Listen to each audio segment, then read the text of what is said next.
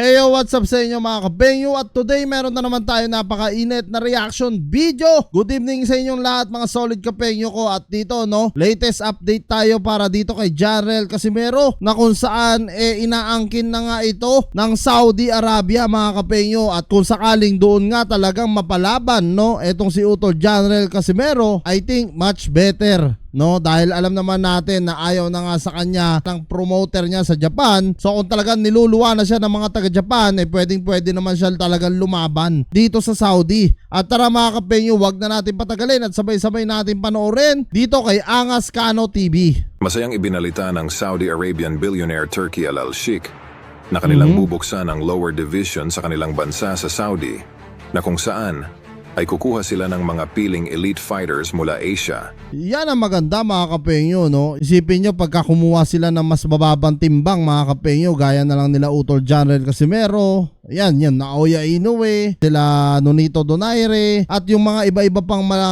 elite fighter natin, gaya nila Tapales, ay talagang sisikat ang Saudi niyan mga kapengyo. Sa ngayon, alam naman natin, patok na patok din ng Japan, pagdating sa boxing. Parang sumusunod na nga sila sa US, sa totoo lang, Pero ang Saudi ngayon, napaka good news po nito para sa ating boxing fans mga kapengyo, na kung saan magbubukas na nga rin sila ng mas bababang timbang, which is napakaganda nito dahil alam naman natin itong promoter ng Saudi na talagang bilyonaryo rin to mga kapengyo, ka anytime kaya niyang gawin yan. Kahit si Bob Arum kaya niyang tapatan, even though yung ibang promoter pa na mga sikat Upang isama sa undercard ng kanilang mga bigating laban.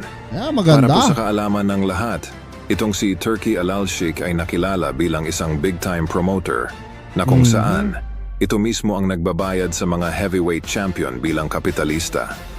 Grabe mga kapengyo, isipin nyo mga heavyweight champion pang mga hinahawakan niya, which is talagang kung ikukumpara mo sa sahod ni Utol Janrel Casimero, triple o quadruple ang binabayad niya dito. What if pa kung kila Naoya Inoue lamang mga kapengyo, So kayang-kaya niya talaga to pagka gugustuhin niya. Gayon na sa Japan talagang malabo na nga makalaban ng ating pambato si Casimero. Pumunta ng Saudi upang doon lumaban.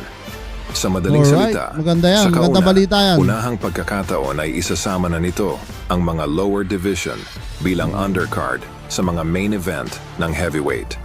Napaka-good news talaga nito mga kapengyo, Sana talaga matupad to ngayong parating na 2025, If ever na matupad yan, talagang hindi mawawalan ng laban si Utol Janrel Casimero rito. Maniwala kayo mga kapengyo. Baka balik-balik ng Saudi yan. Pinas Saudi.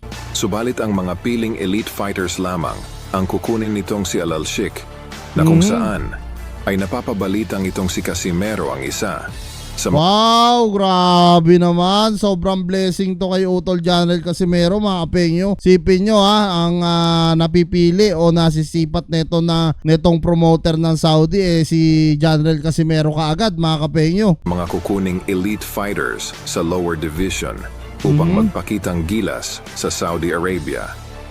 At sa kaugnay pa rin na balita ay bigla ang kumambiyo ang Vice President ng Top Rank Promotion patungkol sa posibleng matchup ng ating kababayang si Cuadro Alas kontra sa kanilang alagang si Naoya Inoue.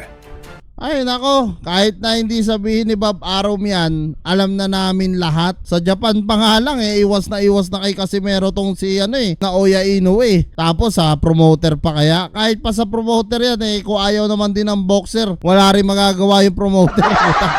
Kahit naman anong pilit niya. Diba? Naalala nyo ba yung mga panahon ni Idol Manny Pacquiao noon na ayaw labanan ni Mayweather? Kahit alam naman natin na isang oo lang ni Mayweather matutuloy ang laban. Pero ayaw niya kasi nasa prime pa noong mga panahon na yon si Manny Pacquiao. At alam niya na talaga may tulog siya doon sa tao na yon. Ngayon, pinagmasdan muna nila, naantay pa niya na ma-knockout pa si Senator Manny Pacquiao ni Marquez.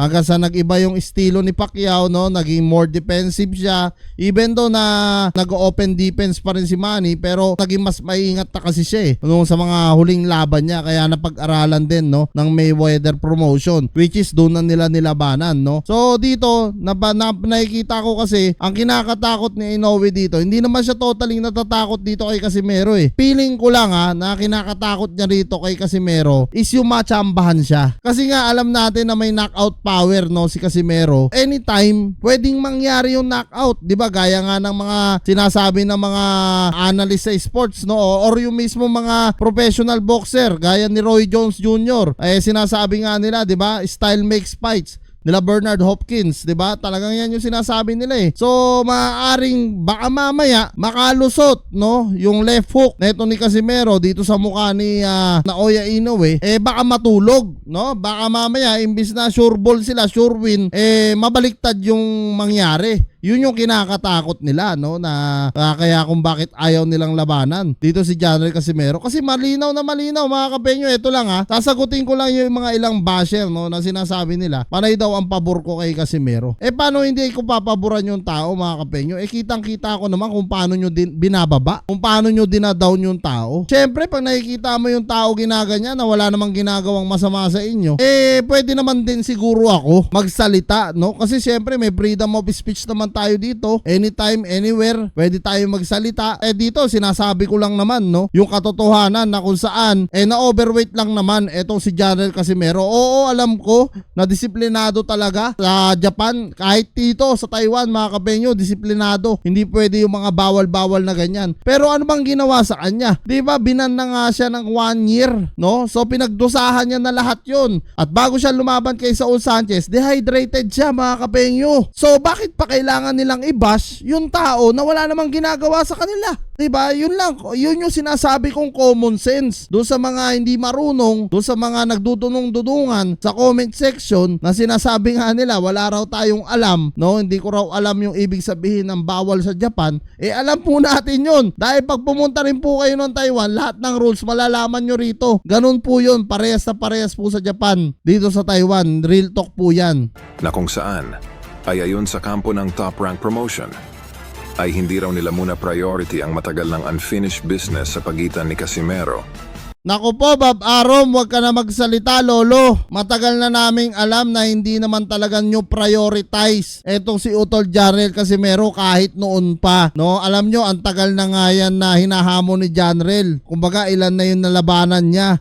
Never nyo pa rin nilaban kasi alam nyo na 50-50 fight, di ba? At nitong si Inoue sa Las Vegas, marami tuloy ang lumalabas na spekulasyon na biglang natakot at nagdalawang isip ulit itong si Bob Arum na isugal ang kanyang alaga kay Casimero. Ano pa nga ba? Diba? Kay Terence Crawford na nga lang, kaya nga umalis si Terence dyan Kasi nga, takot siyang ilaban sa mga elite fighter si Terence. Takot siyang mawalan ng pagkakakitaan na baka kasi sa isang iglap, matalo ang bata niya, mawawala lahat, no, ng pinagkakakitaan niya. Na kung saan, ganun ang ginagawa niya kay Inoue ngayon. Kasi may knockout power talaga si Casimero. Imulat nyo yung mga mata nyo, mga kapenyo. Kahit pa sabihin natin, oo, malaki yung porsyento na pwedeng matalo si Casimero, pero malaki rin ang porsyento na pwede niyang ma-knockout, no, o mahilo etong si Naoya Inoue. Yun po ang iniiwasan niya ni Tanda. Maniwala kayo. Siyempre, mautak na promoter yan. Matagal ng businessman yan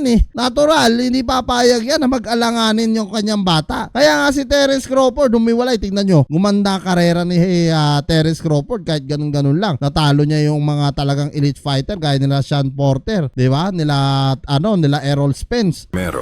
Dahil sa napanood nito ang malahalimaw na performance ni Cuadro Alas na Yes, kung saan yan yung sinasabi ay ko. winasak lamang nito ang matibay na si Saul Sanchez sa loob lamang ng unang round.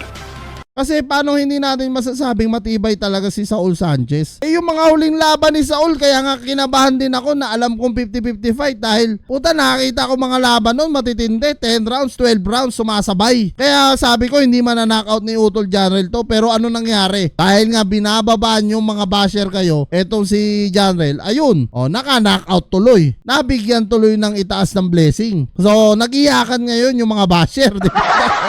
Diba? Yan yung sinasabi kong common sense. So yan mga kapenyo, ano nga masasabi nyo dito sa panibagong update kay Janrel Casimero na parang kukunin na nga ng Saudi etong si Utol. At kung mangyari nga yun mga kapenyo, napakagandang balita po nun para sa atin. Lalong lalo na sa mga solid supporter ni Janrel Casimero, tiyak na ikakatuwa natin to pati sa kampo ng Team Casimero. Comment nyo na lang down below lahat ng mga opinion nyo mga kapenyo at lahat-lahat po yan mababasa ko. Maraming salamat mga penyo at kita-kita tayo sa susunod kong reaction videos.